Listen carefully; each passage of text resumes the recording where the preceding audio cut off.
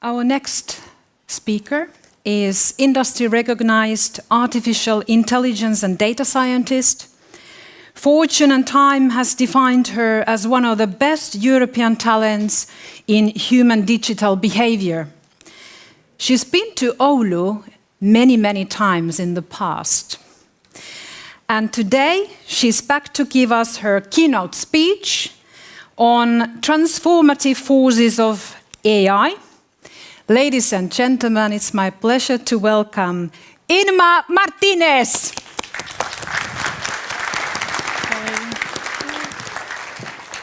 Hi, it's a real pleasure to be here because I was very lucky in 2004 when a venture capital firm in Helsinki asked me to be the CEO of an Oulu startup called Visual Radio.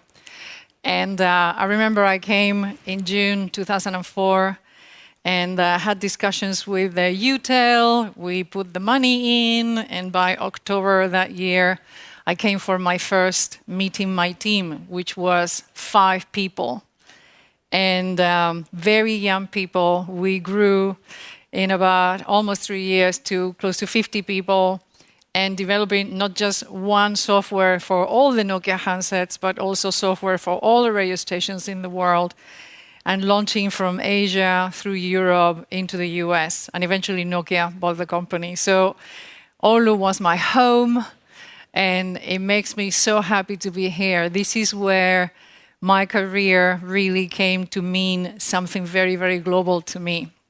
So I was asked to present a first slide that would represent me.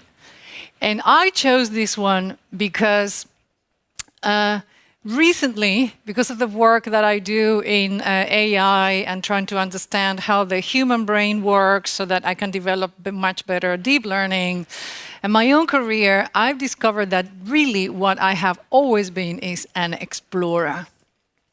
And believe it or not, for the last year, I've been working with the European Space Agency, where everybody's an explorer, and really is what I feel defines myself. Explorers are people that go out there, whether you're an entrepreneur or you actually go into uncharted territories, and you conquer them and you develop them, and this is really what defines me.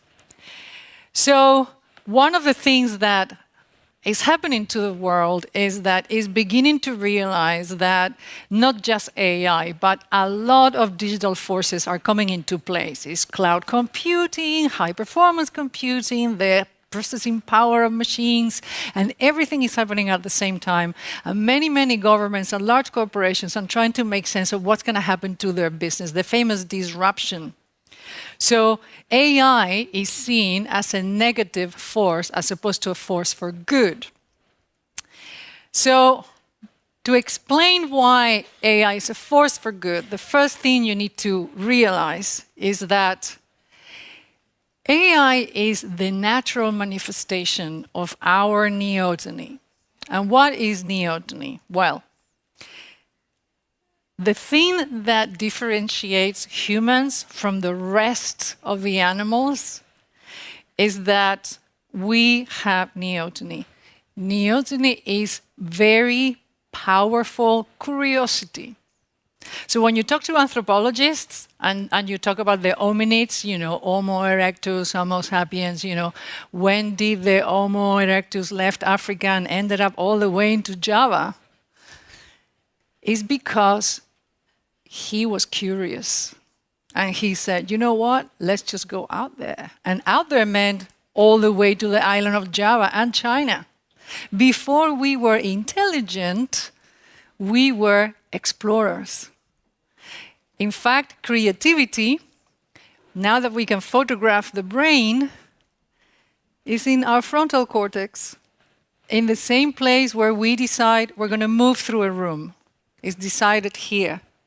Creativity and movement, forward movement. So we then became explorers.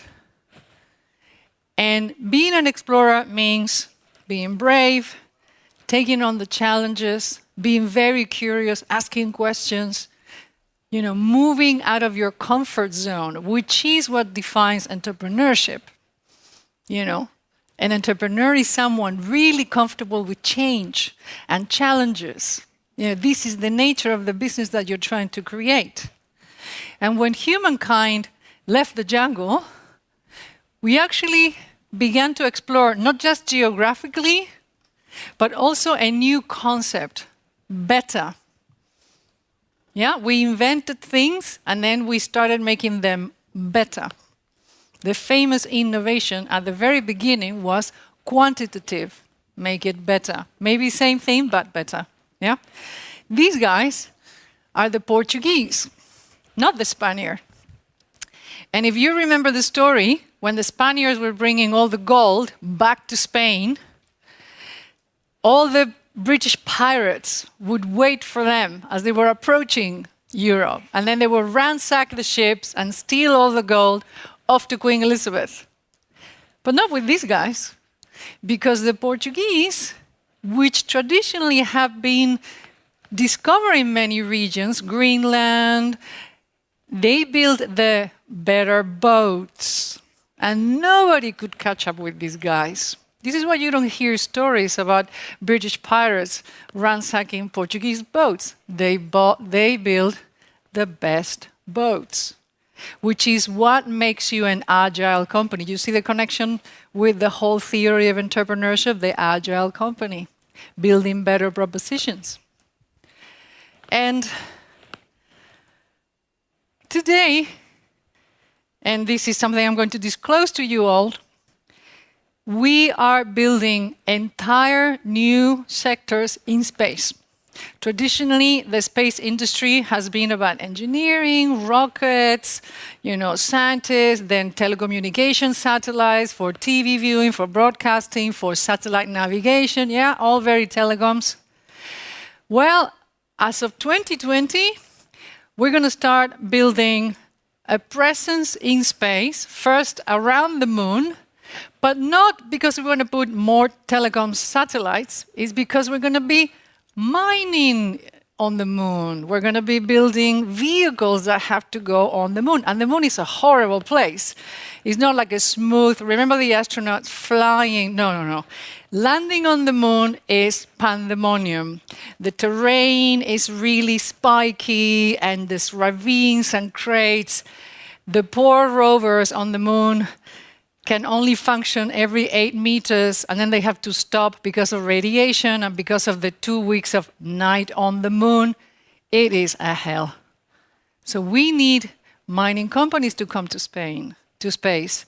And we need engineering companies that build vehicles to come into space. And pretty much, very slowly, every sector is going to jump into this new realm. We are going into out-of-Earth orbit. Is one of the most challenges that governments are now realizing. And 2020 is just the takeoff. Can I just ask, out of curiosity, who has seen the SpaceX Falcon Heavy launches online? Okay, did you see the first one in 2017? Or the last one with the real cargo for the Arabsat? This is just the beginning. Pay attention. Start considering if you are in a sector that can have an expansion into space, because then the opportunities are there. So, what is happening is that science itself is also changing from what science used to be. Science, the birth of science, was a discipline that allowed you to make sense of the world, to actually understand the truth about reality. That was science. You went into investigating things. But with AI and with new technologies and this new society that we have built, in which we can create digital realities, we can use AI to create new molecules, etc., we are entering into a space in which the question is no more, can we do this? Honestly, we can do anything. I work at a big university in the UK called Imperial College. The stuff I see postdoctorate do blows my mind. The place where I work, Deep Science Ventures, is an accelerator for scientific projects. Literally, a scientist today can do anything. Anything. So if we can do anything, what is happening to science? And what is happening to science is that science is becoming, where is this thing? Alchemy. Remember the medieval men? If you take, low quality materials, we could potentially make gold. That is alchemy. That is what we're doing with AI. With AI, we're basically transforming realities. We do a lot of simulations. We do new molecules. That is the new science. The pretty much, not can we do something, but should we do it, and should that be for the benefit of society? So science is beginning to be very ethical. We're starting to question all of this technological development. Is that going to create value for society, or is it going to destroy it? So, molecules. I have mentored 2 projects in which new molecules were invented. One of them was a biodegradable industrial glue. You say the sentence, and 5 or 10 years ago, it would have been impossible to comprehend. An industrial glue is not toxic, it's actually biodegradable. The answer is yes. And how? Thanks to AI. We were doing constant simulations, simulating the building, the molecular structure of what we needed to create. So if we can do things like that, the natural thing is to create an artificial brain. AI is an evolution of our scientific muscle. Of course, we can build a super machine intelligent brain. The question is, what kind of a brain are we building? And AI is a very, very old industry. The first data analytics, which is the basis of statistics, come from the 1950s. This is when the machines began to achieve tasks computationally. And then in the 60s and the 70s, when scenario planning was used, again, it was used by governments, then moved into the military, and it moved into companies like Shell. The oil companies have the best scenario planning models still today. But something happened in the middle of the 1990s. Collaborative filtering. Anybody knows this algorithm, what it is? Is the famous people who bought that book also bought that book. That is a collaborative filtering algo. It's Amazon. Is the basis of personalization. This is when I built my first AI, exactly doing that. And now, obviously, automation. The machine can carry out tasks by itself without any human intervention. For example, at airports, the gate that is chosen for every aircraft is chosen by a software system that runs on artificial narrow intelligence. Imagine a human being trying to decide at Heathrow where all the planes are going when there is a takeoff and landing every 1 minute, 23 seconds. We will be creating horrible mistakes. Machines are very good when all we want from them is computational force brute. But as we progress, we're now using them to predict with predictive models. And eventually, some people begin to argue that machines in a not too distant future will have situational awareness. That is where the music stops and it begins to be a horror story. Why? Because if you want a machine to have situational awareness, it means the machine has deterministic learning, meaning it knows good and it knows bad. And by definition, good and bad are abstractions. The good for me maybe is your bad, and my definition of bad maybe is your definition of good. This is where everything collapses. And this is where many scientists like myself, for years we've been saying, no, that is wrong. We will never get to the singularity moment. Who has heard of the Singularity University? Okay. When these guys set up that university, we, the real AI people, were like, what? The singularity moment, meaning uploading our consciousness into a machine? On what drugs are these people? And finally, Wired magazine this month finally officially announced, actually that's never going to happen. Of course it's never going to happen. It's pure fantasy. But, you know, it made them really famous. The truth about AI is that it's not about intelligence. The future that everybody wants is cognition. It's a huge difference, cognition and intelligence. Cognition is you really understand the subtext. You really have insight, not just intelligence. You know what's happening and what to do. That is cognition. This is what all the world and companies want. Cognition is the commodity of the future.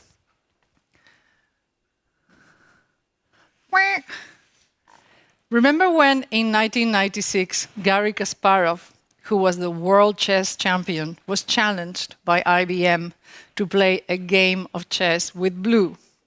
How many people remember that? Right. He won.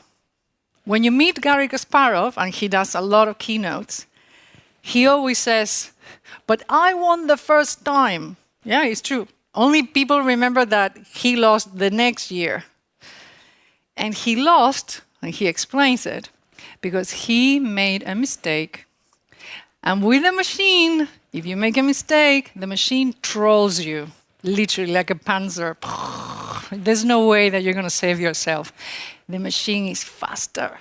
So he could not undo his mistake, and the next 6 games, the machine just won through and through. Now, is this a good thing for humanity? Who thinks it's a good thing that the machine won? And who thinks it's a bad thing? Right. Let me ask you something. Do you think that this beautiful biological brain was meant to do multiple calculations of tons of data per second? The answer is no. That's why it's great that the machine won, because it proves that machines are very useful for massively intense computational tasks. We don't want to do that in our heads. Thank God the machines are here to do that. Because do you think that the world of gymnastics was doomed when Nadia Comaneci got the perfect 10 in Montreal in the 70s? Well, what are you going to give the next gymnast? An 11? You see, we cannot create a society based on computation, because humans are non-computational beings. We are abstract beings. So we are beginning to see the end of the IQ society. What's your IQ? Are you a genius? That doesn't matter anymore. And we're moving towards an emotionally intelligent society where someone can make sense of both abstract and non-abstract, when someone can be creative, when someone can be non-computational and design amazing things. This is the value of the human thinking, emotionally connected, emotionally intelligent. Why do I want to have 145 IQ if literally I'm going to be using a computer for a lot of things? It's a waste of my intelligence. So, neurogenesis, our ability to create new thoughts and more creative connections in our brain synapses, which, by the way, happen until the day you die. Old people rejoice. You know, they say old people get... No. We continue regenerating our brain forever. It's fundamentally abstract. We are able to think in ways the machines cannot. And that is the value of humans in the future. So when you look at which will be the things that machines will do versus which are the things that we're much better prepared, there are clear cuts in the two. And this is a very, very good chart because this is what I spend hours in the lab working with cognitive neuroscientists. Are the brain algorithms better than the machines? Most of the time they are. But the best, and the one thing that machines will never achieve is tacit knowledge. And it's very simple to explain.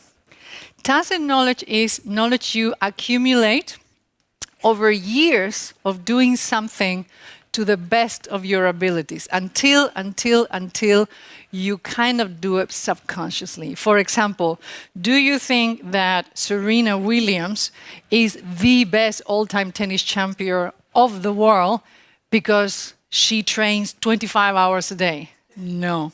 It's because she has played hundreds of tournaments, and when she jumps on the court, even if her opponent is physically more able, she's going to win that match because she is tactical, because her brain is connected to almost doing things without thinking. That is tacit knowledge. Tacit knowledge is somebody that has worked for 25 years or 20 years in customer sales, and this person walks into a meeting, talks for 5 minutes to the client, and already knows if the client is going to buy the software or not. That's tacit knowledge. It cannot be put into words. I cannot ask this person, teach me how to be a salesperson like you. It's impossible. This is why it cannot be put into words, so it cannot be put into code, so I cannot teach the machine how to do it.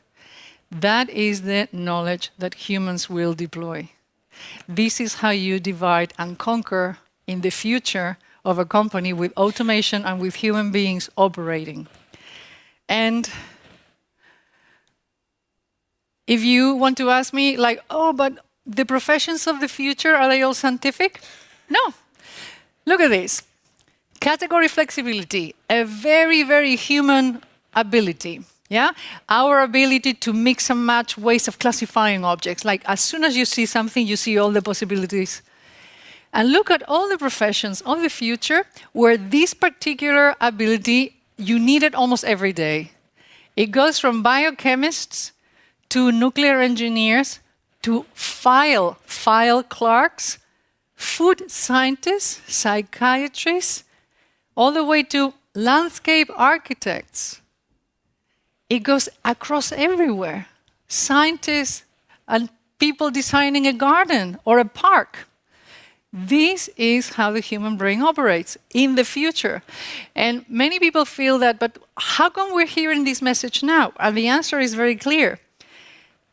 Cognitive neuroscience, meaning the science of how the brain works, is only 10 years old because for only 10 years we've been able to photograph the brain and what lights here and what lights there. Before we didn't. And this is why this is new knowledge that is beginning to cascade into the world. Now, what is deep learning? I'm sure you've heard deep learning. Well, rather than using mathematics to teach a machine how to predict something, with mathematical algorithms, which is very straightforward, you actually try to teach the machine to think like a human brain. A human brain works with neurons that when you learn something new, they fire and then they wire together and then a new thought is formed. This is the pictures that we take. And you do exactly the same with a neural network. You very slowly start teaching the program how things happen, what it should do, and then you start creating neural connections that go very, very, very deep. That's why it's called deep learning. But it's in a neural way how the machine works, not with math. Now, why is it so hard to make it work?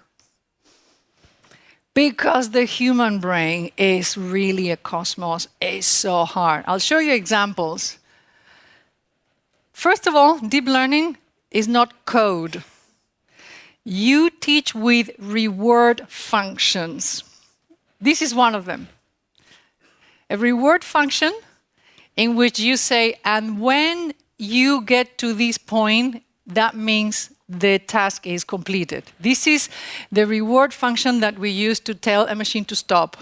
So you have your loss, eventually decays, and then it stops. So it will be used, for example, to teach a machine when it has to switch the engine off after parking, etc., etc., etc. Yeah, this is how we do it. With, like when you train a puppy and you give them a reward, with exactly. And when you do this, this is your reward. But what are we doing? We're also giving reward for exploration, meaning, okay, this is the way I want you to do it, but I'm going to allow you to think about a way that you think is possible. Yeah, so we build rewards for explorations. And that's when everybody's crashing. I'll show you a very popular example. Oh, where is this example? Remember the famous Facebook chats that were bargaining against each other, trying to sell to each other products, and eventually they invented a new language that was not even English, it was like gibberish? Reward for exploration, yeah, is very, very hard. So what is it that we control when we use AI? We, the people, decide the hypotheses, we decide the assumptions, we even decide the data sets that we're going to analyze. But AI is useful because we don't know what we don't know. And AI brings it on. AI is good for unknown unknowns. Did you remember this? This French AI team in Paris taught an AI program to paint in the style of the French Impressionists and then sold the paintings at auction at Christie's for $500,000. I think it looks horrible, but I don't think that people are going to stop painting in the world. So yeah, machines eventually learn. But you see, machines are very good at simulating being human, but they're not good at being human. Yeah? What machines are good at is when we use them for massive computation. So I am working with a German car manufacturer in trying to create a new material with which to build a car that will be lighter, it will have better thermal dynamics, better crash dynamics. And we take tons and tons and tons of data that no human can calculate, and put them through this algorithm to actually see the car changing and where we need to put this or that. Those simulations is where AI comes and creates new realities, because humans can only see in 3 dimensions. Machines can see in multi-dimensions. So visualization of data is one of the greatest things that AI brings to us. New realities that we didn't even imagine they were possible. For example, in the world of pharma, the new formulas are being created with AI programs. It's called AI drug discovery. Because you're actually making them in a computer simulation, not in the real lab on a Petri dish, they're super cheap because they cost nothing. You're not using real materials or real lab time, and they are almost perfect. So they're faster, cheaper, you get them in the market much better, less prone to mistakes. AI is everywhere. Or this is how oil companies prospect for oil deposits. These visualizations are mind-boggling. I got this one from BP. It's just 3D, but you can reverse them, you can then bring them down. It's insane. These are petaflops of data. Every single mark is data, data, data. And thank God for visualization. So again, if it wasn't for AI and its ability to visualize in multi-dimensions, we would not be able to understand what to do. This is how AI is bringing value to companies. But the most important thing is that the concept of progress has also been disrupted. In the first 14 years of the 21st century, all of the patents and the inventions achieved in the 100 years of the 20th century were achieved. We actually went over the number. And what does that tell you? That life and progress are not quantifiable anymore, because if it's a numbers game, we already beat it. So what is progress today? It's about creating value. It's not about patents, it's not about how many, it's about radical value delivered. You know, if I am a company and I invent the cure for cancer and that's all I do, well, jolly good. Cure for cancer is the value of the one. So our progress is about delivering benefits to the world, not filing patents like in the old Silicon Valley days of the microchips. And how is the paradigm shifting? Very easy. Remember when we used to create innovation by reinventing and iterating. Not much difference between these two wheels, not much difference between these two wheels. And finally, when the rubber came into the tires world, yeah, fantastic. But have we done anything after this? No. No, right? All of this is 20th century all the way down to the caveman. Let me show you something from our century. This is a wheel that is both round and square. Yeah? You want to see it working? Right. Whoops. Why is it not working? Okay. Okay, somebody, how do I get this thing to work? Yeah, I'm double clicking, but woo! No. Oh, I need to show this. It's amazing. Why is it not working? But it's not with the...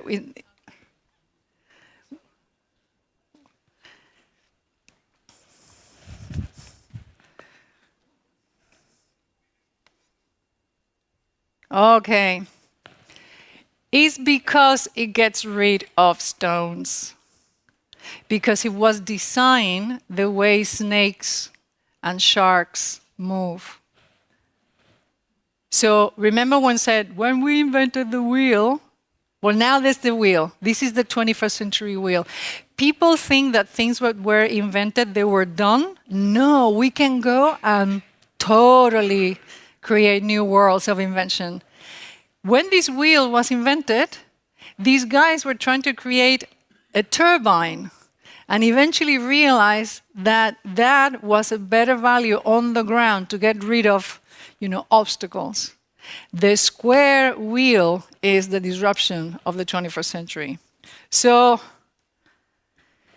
when companies have to embrace challenges, the first thing that happened to them is like, which are the challenges we need to embrace? Which hell do we pick up first?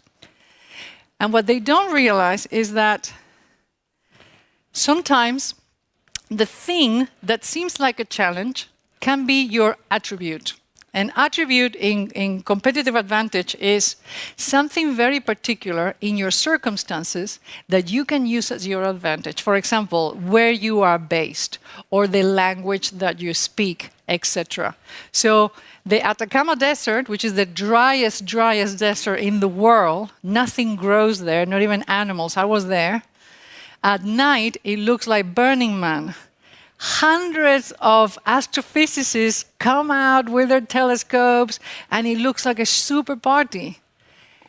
The driest place on Earth is the best place to take observatory photography. So that's how you turn an advantage out of something that looks something horrific. So think about how can you do that.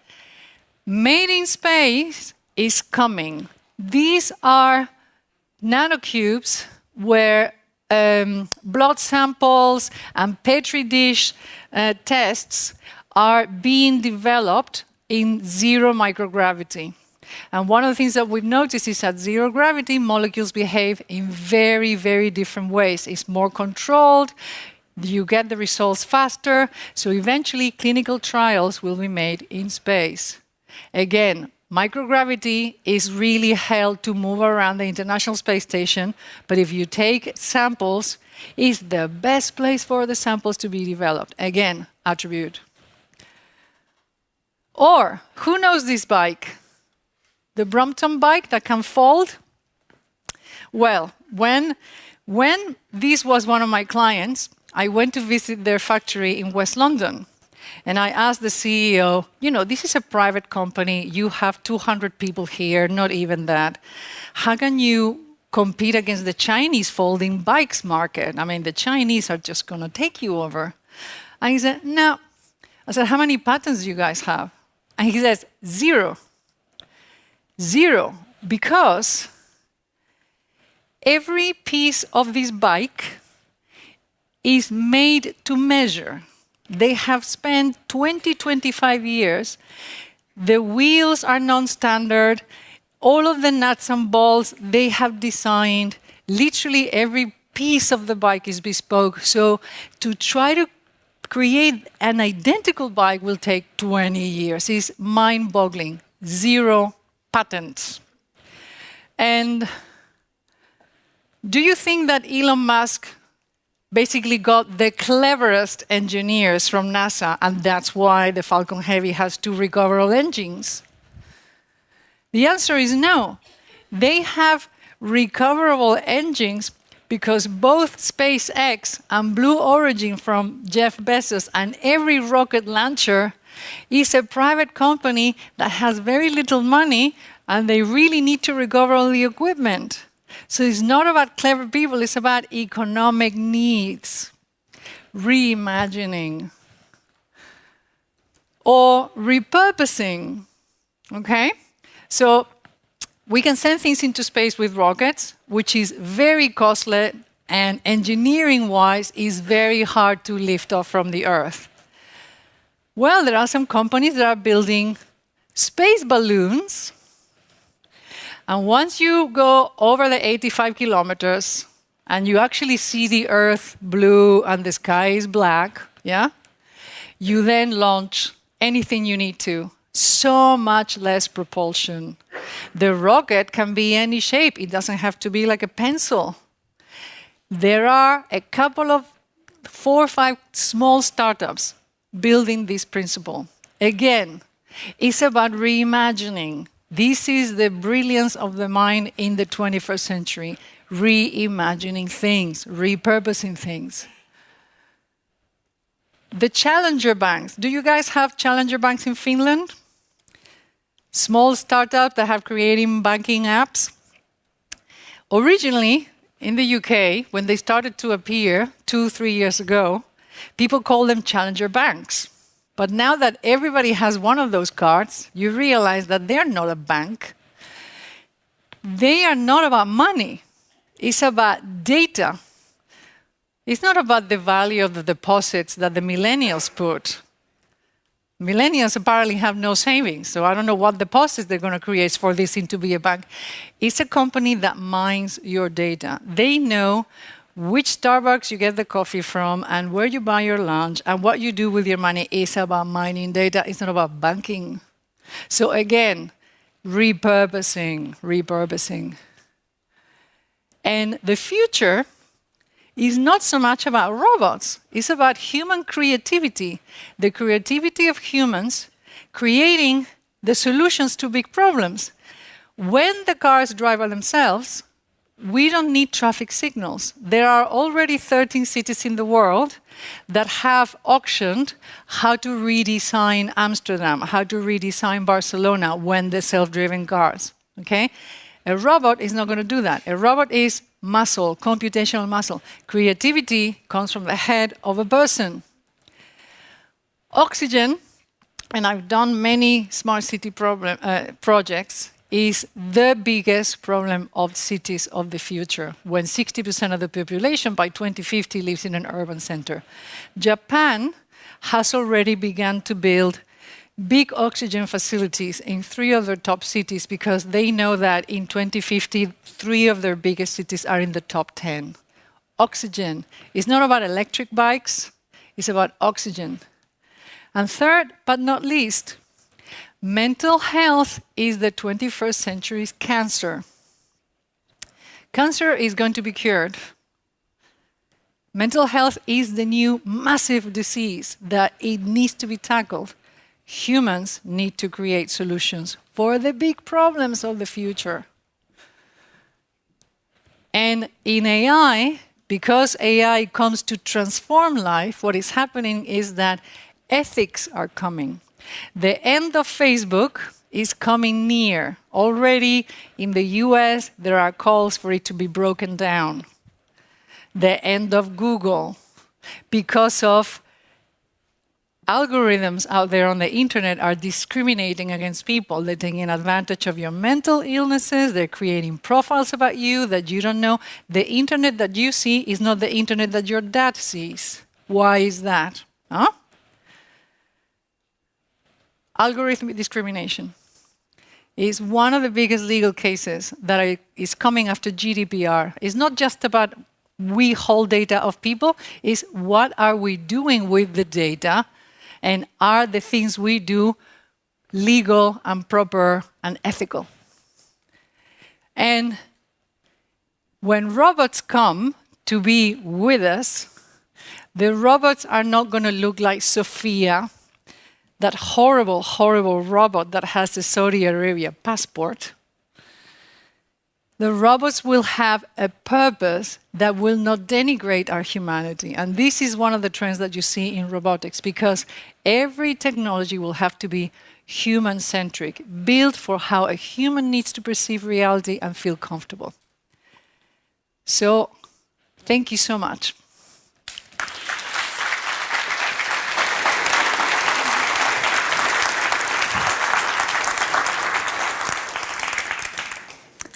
Oh, are you launching that? I'm already launching the catchbook. I hope the audience has some questions to Inma.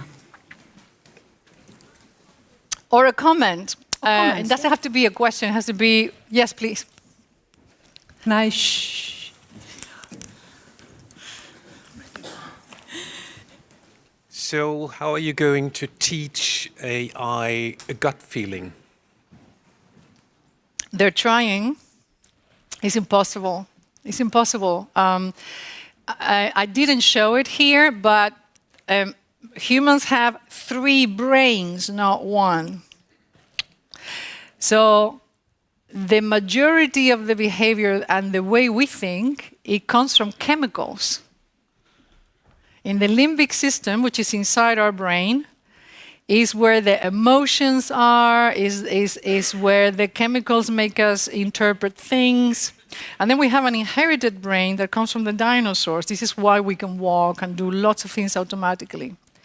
The machine is only computational. The machine is only cortex, force brute. So abstractionism, gut feeling, sense is biological. It's really, really, really impossible. Because you have to program it with math, which is a tool. So no, machines cannot have gut feelings. We don't want them to have gut feelings. It would be like bias, total bias. Thank you. Any comments? I don't see any movement. Oh, you have one? Okay, and then you. Yeah, I can pass this shortly. What I had in mind is when you talk about the reward progress for machines or for programs, and is that how do you decide when something is good or bad, and then explorative? It's the explorative part that I was thinking about, that I'm not sure. How do you decide if something in terms of exploration is good or bad to a machine? So you heard it here. Why every time that Facebook is asked about this algorithm that extracting, and they seem that there's nothing they can do? Because it's like, why is Alzheimer's not surgically removed? You don't know where the bias occurred in the neural network. You don't know where to cut. AI is not like looking for a bug in the code. So it's impossible. You have to control, Alt, delete the whole thing. That's why they're resisting. Every time that says, why don't you do something? It's because they cannot say, because we have to control, Alt, delete 10 years of developing AI within the system. That's why. So the best uses of AI is when you have tons of data that you cannot even process in a normal computer, and you need to put it through something that needs to visualize. It's computational force brute. When you start teaching machines to take decisions, for example, why did that Uber run over the lady in California, yeah? Have you seen the picture of the woman crossing the road? So there is an old lady that at 1 in the morning decides to go buy food in the supermarket. And she goes with a bike and a basket, And then when she goes back home, decides to cross over a 6-lane highway with her bike. And that's the image that you see of the Uber approaching, and you see 2 legs with the bike. And of course, the Uber just went through. Why? Because the people programming that Uber had never shown an image of a bike with a person walking next to it crossing a road. So the Uber didn't recognize it. This is how machines work. You have to show them, this is it, move to the next. And that's why the Uber didn't stop, because humans are not supposed to cross the road at night with a bike next to them through the lanes. Exactly. So, but a human would have stopped, because we have a cerebellum that comes from when we were dinosaurs. Is hot? That's the part of the brain that we have that comes to us for free because we are biological. We don't need to program it. When you see a baby walking at 12, 13 months, yeah, it's extraordinary. Have you seen robots walking? How do they walk? Yeah? 20 years of robotics, Boston Dynamics, and the robots, they still walk like robots because they don't have millenniums of years that come from dinosaurs walking. We do. That's why we move elegantly. It's all an interaction that is extremely biological within us. Okay, so you have a question? Thank you very much. And thanks for a very interesting and positive speech and talk. It was actually because I've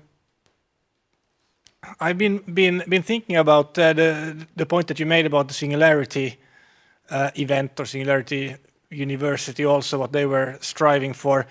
This is the first time that I hear that it is completely impossible to reach that level.